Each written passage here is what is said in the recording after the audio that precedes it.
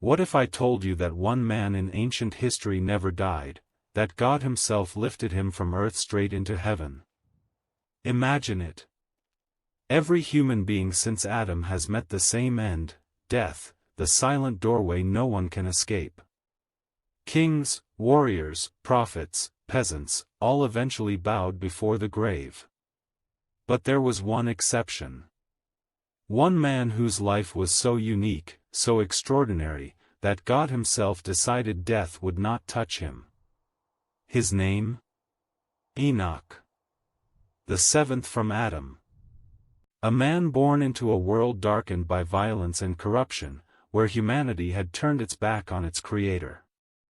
And yet, in that storm of wickedness, one man stood apart. He chose a different path, a path so rare, so powerful, that heaven itself intervened. Scripture says simply, Enoch walked with God, and he was not, for God took him. But what does that mean?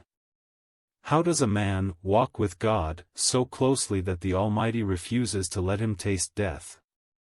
What was his secret? And more importantly, what does his story reveal about us, about our own destiny, about the God who still seeks companions to walk beside him even now? Enoch's life is not just an ancient tale buried in Genesis. It is a prophetic key, a whisper of eternity, pointing us toward truths so deep that they echo into the very last pages of the Bible. His story forces us to ask, is there more to this life than living and dying? Can ordinary men and women still walk so closely with God that death itself loses its grip? Stay with me, we are going to uncover the hidden mysteries of Enoch's walk. We will trace his lineage back to Adam, examine the world he was born into, and discover why his name carried a prophecy of destiny.